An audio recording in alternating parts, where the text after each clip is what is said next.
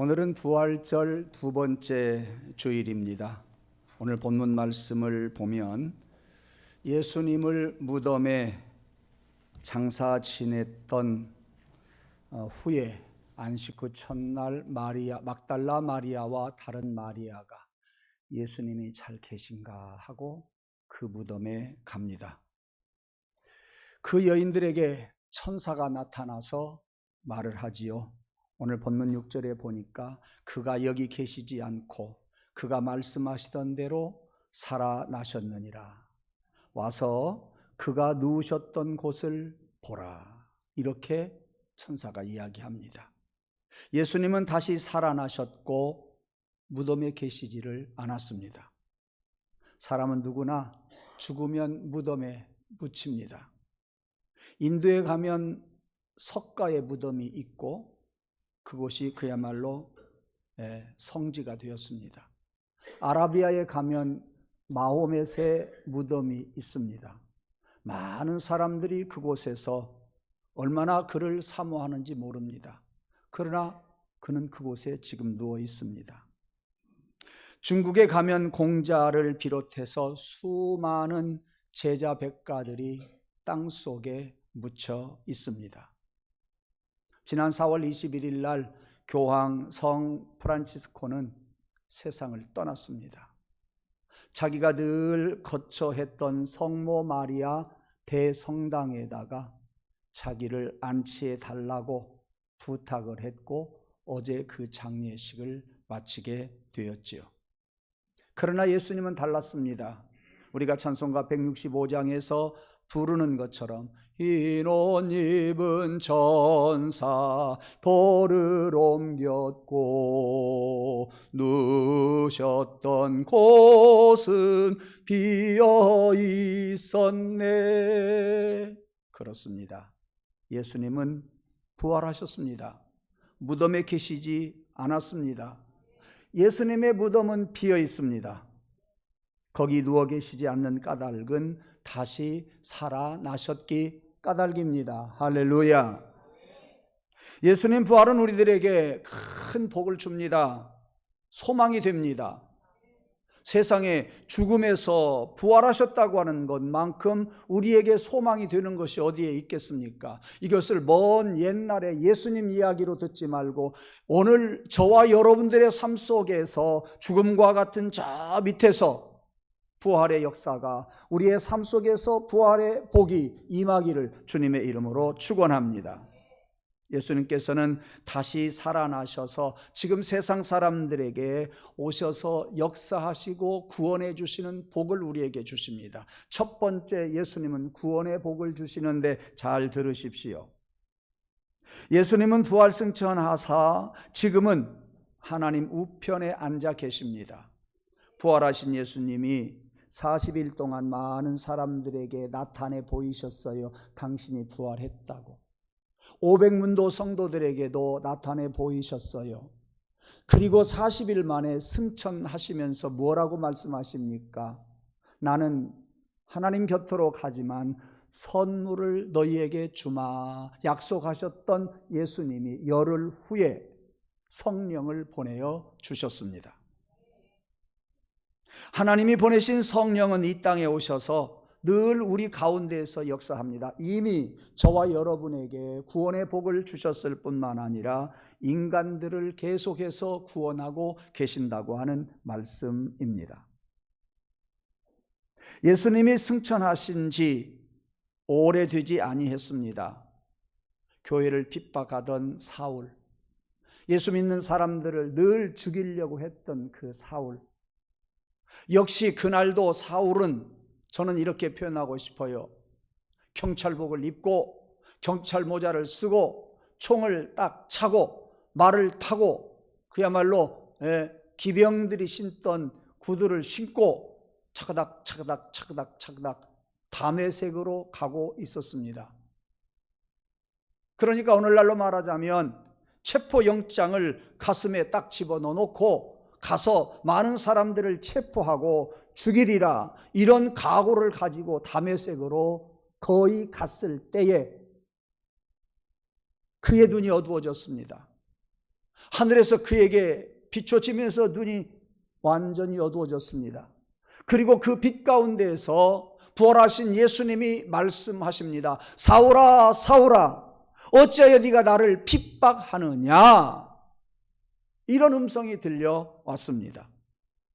그 후에 부활하신 예수님을 만났던 이 사울이 회개를 합니다. 그리고 예수님을 영접합니다. 그리고 예수 그리스도의 일꾼이 됩니다. 하나님을 만난 그가 그야말로 예수 그리스도의 큰 일꾼이 되어서 평생 이제는 주를 위하여 목숨을 바친 그러한 사람이 되지 않습니까? 그래서 그로부터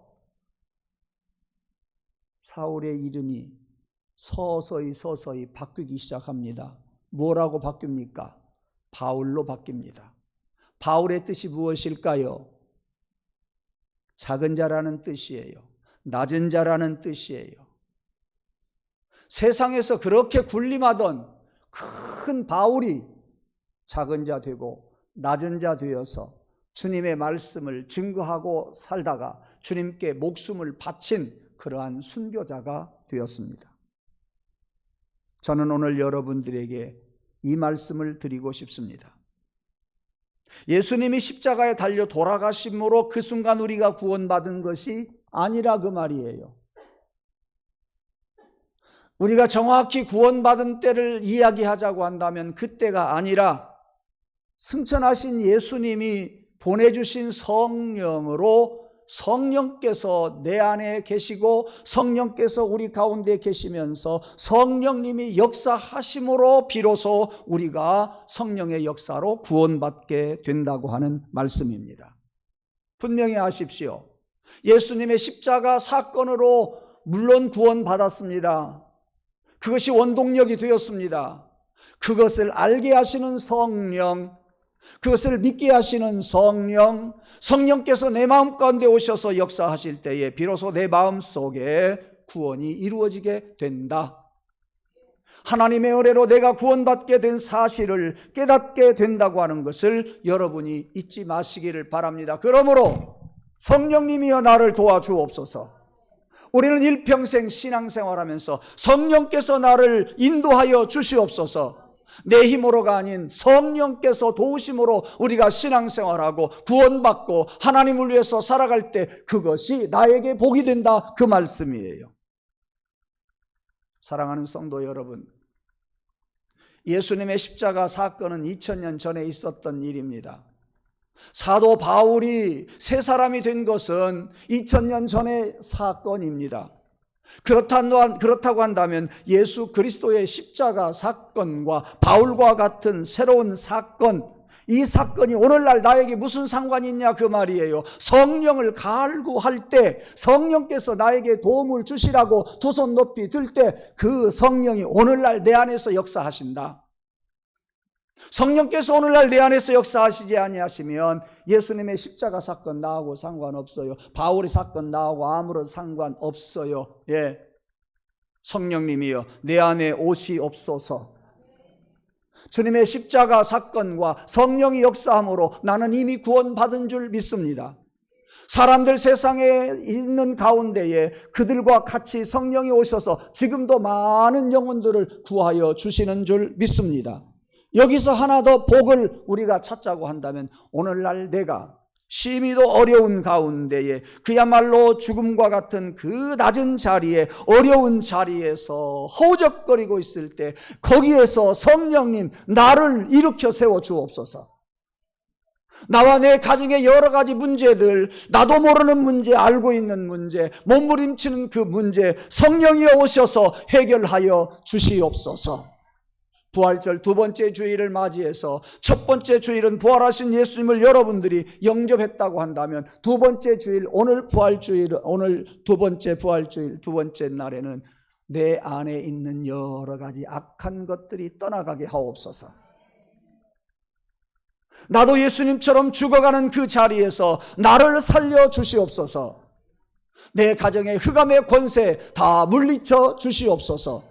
성령께서 여러분들과 여러분의 가정에 함께 하실 때에 성령이 역사하심으로 그 문제가 해결될 줄로 믿습니다. 그것을 기대하십시오. 성령님을 의지하십시오. 성령께서 도와주실 것입니다. 성령을 의지하지 아니하면 여러분의 문제는 그대로 사람들이 해결하는 정도, 사람들이 구하는 정도, 그 정도 해결할 수 있을지 모르지만 근본적으로 그 문제를, 우리의 문제를 해결해 줄 수는 없습니다. 성령님이여 오시어서 나를 구원하신 것처럼 내 삶의 지금 현장에서 문제가 되는 악한 것들, 어두운 것들, 저 죽음의 자리에서 나를 부활시켜 주시고 나의 문제를 해결하시고 내 가정의 문제를 해결해 주시옵소서.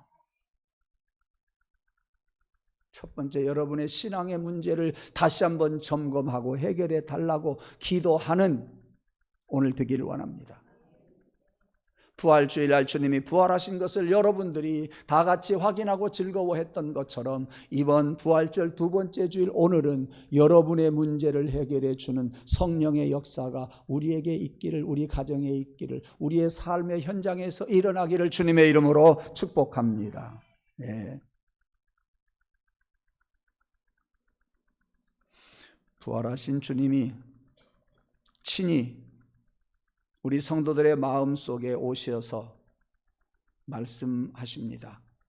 너는 죽음에서 다시 살아난 나를 믿어라. 너는 내가 보낸 성령을 의지하고 여러 가지 문제들을 해결받으라. 여러분 기억하십시오. 네. 최고의 전도자였던 무디 목사님이 날마다 내가 한 사람씩 전도하리라. 그가 예수를 믿든지 안 믿든지 복음을 전하리라. 예. 이런 목표를 세워놓고 만나는 사람들에게 날마다 적어도 한 사람씩 예수 믿으라고 복음을 전했습니다. 어느 날이었습니다. 바쁘다는 핑계로 복음을 전하지 못하고 잠자리에 들려고 합니다. 잠이 오지를 않습니다. 왜? 해야 할 일을 못했거든요. 예. 양심의 가책을 받아서 잠을 잘 수가 없었습니다. 그는 그 자리에서 다시 일어나서 밤중에 밖으로 나갑니다. 사람들은 없는데 한 사람이 지나가는 걸 보니까 술 취해서 비틀비틀거리는 술주정뱅이였어요. 그에게라도 찾아가서 내가 말씀을 전하리라. 예수 믿고 구원 받으십시오. 그는 듣지도 않았습니다. 그러나 나는 오늘 그 사람에게 복음을 전했으니 위로를 받고 그는 잠자리에 들고 와서 평안히 잠을 잘 수가 있었다고 합니다. 얼마 지난 뒤에, 몇 달이 지난 뒤에 그 술주정뱅이가 무디 목사님 교회에 오셔서 예배를 드리고 신앙생활을 시작하게 되었습니다. 그는 고백하기를 무디 목사님의 말씀하신 예수 믿고 구원 받으십시오라는 말이 내가 취중에 들었지만 내 가슴 속에서 떠나지 않는 것을 어떻게 합니까? 계속해서 내 가슴을 치고 있어서 내가 예배당에 안이 나올 수가 없었습니다. 이렇게 간증을 했다고 합니다. 다시 사신 예수님이 그를 떠나지 않고 그를 날마다 독촉하시고 성령께서 역사하셔서 그의 생명을 성령께서 구원해 내셨습니다. 전도는 부활하신 예수님이 함께 하심을 믿고 전도할 때에 능력이 나타납니다. 잘 들으세요. 부활하신 예수님을 우리가 믿고 그분이 나와 함께 하시고 그분이 나에게 보내어 주신 성령을 의지하면서 전도할 때 나에게 힘이 있어요. 입술로 내 가슴으로만 예수 믿고 천당 가세요. 힘 없어요. 부활하신 주님을 내 가슴에 품고 그것을 신앙하면서 성령님이여 도와주세요 할 때에 똑같은 말도 권세가 나가게 되어 있습니다. 말씀을 듣는 가슴 속에 그 사람 속에 파고 들어가게 됩니다. 성령의 역사가 일어나게 된다고 하는 말씀입니다. 그러므로 사랑하는 성도 여러분, 부활신앙이 여러분에게 가득하기를 원하고 성령께서 여러분과 함께 하심을 고대하면서 술 취한 사람에게도 복음을 전하고 못된 사람에게도 복음을 전하고 예수 믿는 사람에게도 다시 한번 신앙을 점검하라고 말씀을 전할 수 있는 권세가 여러분에게 있기를 원합니다. 성령께서 그 권세를 주시기를 간절히 소원합니다. 18세기 중엽에 영국에서 아주 유명한 변호사들 둘이 있었습니다. 하나는 웨스트라고 하는 사람이고 하나는 리틀튼이라고 하는 사람입니다. 그 사람들은 변호사로 일을 하면서 이런 명을 어떤 사람으로부터 받게 되지요. 당신네들 기독교를 전복시킬 수 있는 논문을 하나씩 쓰십시오 라는 명을 받게 됩니다. 그랬을 때에 리틀튼은 바울의 회심은 헛된 것이라고 하는 제목으로 논문을 쓰게 되었고, 웨스트라고 하는 사람은 예수의 부활은 거짓이다라고 하는 제목으로 논문을 쓰게 되었습니다. 각각 그렇게 논문을 쓰다가 두 사람이 어느 날 만나게 됩니다. 그들은 서로 속 깊은 이야기를 합니다. 어떻게 논문을 써야 할까 서로 이야기하는 가운데에 먼저 리틀튼이 이야기합니다. 잘 들어보게, 웨스트. 나는 당신에게 사실 고백할 것이 있어. 나는 실상을 고백하는데 바울의 회심이 너무도 명백한 사건이라서 써놓고 보니 오히려 바울이 예수를 증거하는 사람이 되었어. 써놓고 보니 이 논문이 예수를 증거하는 증거하는 논문이 되어버렸어. 그 이야기를 들었던 웨스트는 똑같이 이야기를 합니다. 실은 나도 그러하오. 예수님의 부활 사건은 너무나 명백하여 써놓고 보니 오히려 그것을 확증하는 논문이 되었소. 두 사람 똑같이 그야말로 기독교를 전복시키려고 논문을 시작했는데 써놓고 보니까 예수 그리스도의 부활을 증거하는 논문이 되어버렸다는 이야기예요. 부활하신 예수님이 예수를 반대하는 사람들의 마음속에 역사하셔서 믿어 구원받게 하셨던 것입니다. 다시 살아나신 예수님은 지금 나에게 구원 주셨지만 많은 세상 사람들에게 구원의 복을 베풀어 주고 계십니다. 그런 예수님께서, 성령께서 오셔서 여러분의 문제를 해결해 주시기를 원합니다. 저는 여러분들에게 어떻게 표현할 수가 없어서 더 이상 표현을 못합니다만 제 가슴 속에는 하나님, 예수 그리스도께서 무덤에 묻힌 것처럼 우리 성도들 가슴 속에 묻혀있는 것들이 너무나도 많습니다. 부활해야 될 것이 너무나도 많습니다. 어려운 것들이 너무나도 많습니다. 성령님이여, 예수 그리스도의 부활 신앙 가지고 그들이 그 무덤에서, 그 어려움에서 일어나게 하여 주옵소서. 그 문제를 해결하게 하여 주옵소서.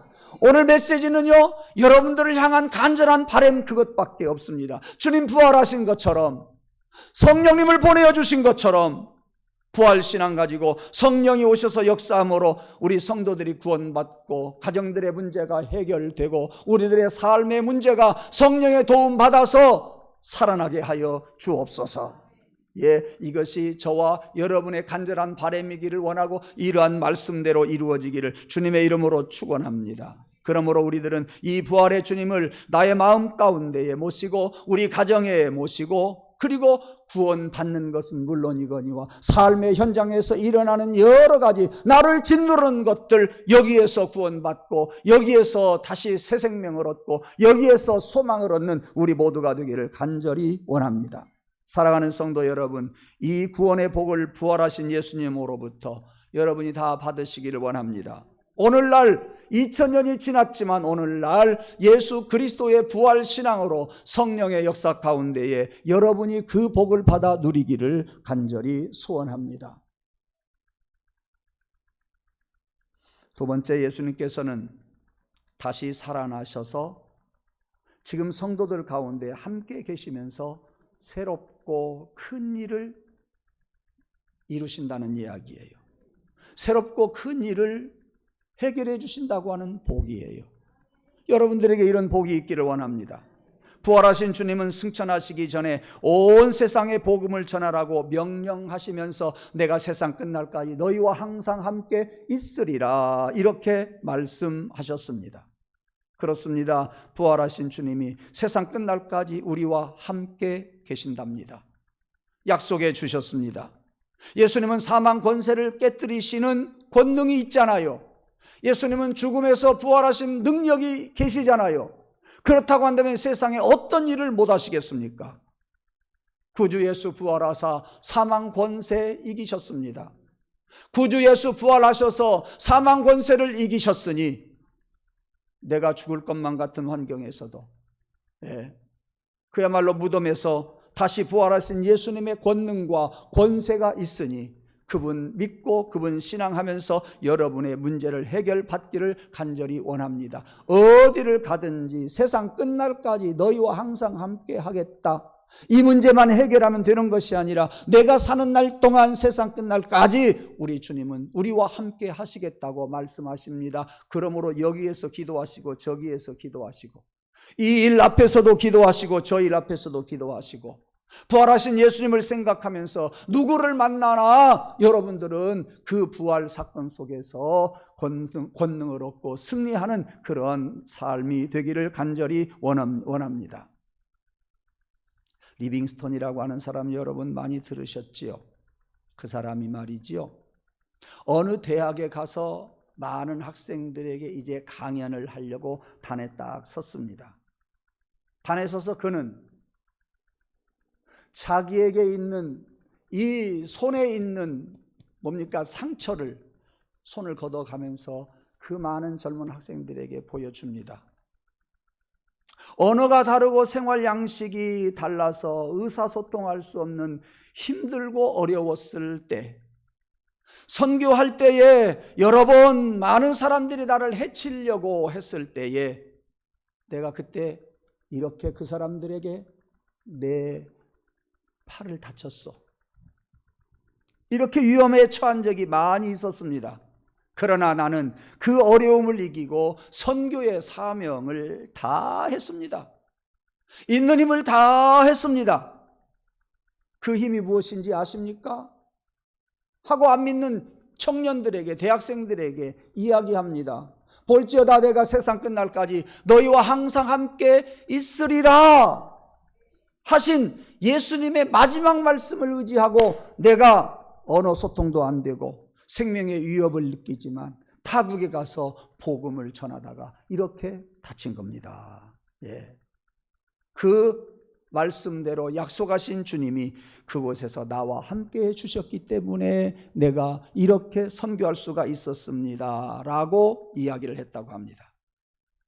아까 말씀을 드렸던 사도 바울은 세상에서 자랑할 만한 모든 것 얼마나 많습니까? 그는 길기야 다소에서 태어났습니다. 가말리엘의 문화생이었습니다. 그 나라에 어떤 사람 부럽지 않는 학식이 있고 지식이 있고 그 다음에 권세가 있었던 그였습니다. 그런 그가 세상에서 자랑할 만한 그 모든 것들을 무엇으로 여겼느냐? 배설물로 여겼다 그랬습니다. 다 우리가 싸버리는 오줌 싸고 똥 싸는 배설물과 같이 여기게 되었다. 내가 눈이 열리고 보니, 내가 부활하신 예수님을 만나고 보니 세상에서 사람들이 그렇게 부러워했고 내가 그런 것들을 다 취했는데 지금은 배설물같이 여겨집니다 라고 이야기를 했습니다. 그리고 세계 도처에 흩어져서 복음을 전하리라고 하는 생각으로 가득 차 있었습니다. 그가 부활하신 주님의 손에 꽉 붙들려 있을 때에 부활의 권능을 힘입었기 때문입니다. 그가 부활하신 주님을 증거하기 위해서 주님께 꽉꽉 붙잡혔을 때에 부활의 권능을 그가 얻게 되었기 때문에 그런 일을 할 수가 있었다고 빌립보서 3장 5절 이하에서 가르쳐 주고 있습니다. 부활하신 주님이 잡아주셨기에 예수의 죽음을 본받는 헌신의 생활이 계속되었고 내가 로마에 가서 복음을 전하리라 했던 그 다짐이 자기의 힘으로 간 것이 아니라 로마 정부에 의해서 끌려가서 로마에 가게 되었고 그곳에서 복음을 전하다가 순교를 하게 되었습니다. 부활의 주님을 마음에 모신 바울의 사역에는 이렇게 큰 권능이 나타나더라. 그가 복음을 전할 때 병든 자가 고침을 받았어요. 죽은 자도 살아났어요. 귀신 들린 사람들 다 물리쳤습니다. 핍박자들이 결국은 패배하고 돌아갔습니다. 세계 선교의 열매를 맺는데 가장 물꼬를 튼 사람이요, 큰 역할을 했던 사람이 되었습니다. 그래서 그는 고백하는 말, 빌립보서 4장 13절 말씀, 내게 능력 주시는 자 안에서 내가 모든 것을 할 수 있느니라. 누구보다도 그는 그런 능력을 소유하고 있었기 때문에 힘있게 그런 말씀을 할 수가 있었습니다. 사랑하는 성도 여러분, 무덤에서 주님을 찾으면 능력이 임하지 않습니다. 예수님은 무덤에서 부활하셨어요. 무덤에서 예수님을 찾지 마세요. 부활의 현장에서 예수님을 찾으세요. 성령이 역사하시는 가운데에 예수님을 여러분 찾으시기를 바랍니다. 마음속에 그 주님을 모실 때에 성령의 능력이 저와 여러분에게 임하게 될 줄로 믿습니다. 그래서 여러분이 사는 것이 아니라 여러분 속에 계시는 성령이 역사하셔서 우리가 살아가게 될 줄로 믿습니다. 이 능력을 받아야 됩니다. 우리는 주어진 일들을 성공적으로 끝마칠 수 있기 위해서는 우리가 이 능력을 힘입어야 된다, 그 말씀이에요. 이곳에 권세가 있어요. 아까 말씀을 드린 것처럼 부활신앙에 거기다가 성령이 역사할 때에 여러분에게 권세가 나타난다, 그 말씀이에요. 그러므로 다 끝났다, 희망이 없다, 그렇게 생각하면 능력이 없어요. 그러나 내가 끝난 그곳, 내가 끝났다고 생각하는 그곳, 성령님이여 도와주세요. 성령께서 우리에게 소망을 주실 줄로 믿습니다. 손들 때에 성령께서 우리에게 새 힘을 주실 줄로 믿습니다. 그것이 바로 주님이 역사하시는 그 현장이에요. 내가 끝났다 하는 때 주님이 역사하시기 시작한다, 그 말이요. 이것을 믿으시기를 바랍니다. 예, 그런 사람이 큰일 할 수 있어요. 부활의 능력을 가지고 큰 사명을 감당해낼 수 있습니다. 이러한 사명을 감당해낼 수 있는 우리 모두가 되기를 주님의 이름으로 축복합니다. 사랑하는 성도 여러분, 부활하신 주님이 여러분의 가족에게 성령으로 함께 하시기를 원합니다. 부활하신 주님께서 여러분들이 가는 곳곳에 성령이 역사하시기를 원합니다. 여러분이 하고자 하는 일에 부활하신 주님이 함께 하시고 그 신앙 가지고 성령이 역사해 주시기를 주님의 이름으로 축복합니다. 부활의 주님이 여러분에게 성령의 능력으로 함께 하실 때에 우리는 끝까지 주님과 함께 걸어가게 될 줄로 믿습니다. 승리하게 될 줄로 믿습니다. 세상 끝날까지 너희와 항상 함께 하리라 하신 주의 말씀대로 이루어질 줄로 믿습니다. 기도하겠습니다. 독생자를 죽음 가운데 두시지 아니하시고 다시 살리신 하나님, 아브라함의 믿음으로 그 아들을 바칠 때 그 생명을 지키고 준비하신 양으로 대신하게 하신 것처럼 오늘 우리들도 헌신하고자 다짐할 때에 부활신앙을 가지고 성령의 도움을 갈구할 때에 하나님, 죽음에서 우리를 건져 주시옵소서. 흑암 중에서 우리를 밝은 빛을 비추어 주옵소서. 사울아 사울아 부활하신 예수님이 말씀하신 것처럼 우리들에게도 들려 주시옵소서. 그래서 새 힘을 얻어 살아갈 수 있는 우리 모두가 되기를 주님의 이름으로 간절히 기도하옵나이다. 아멘.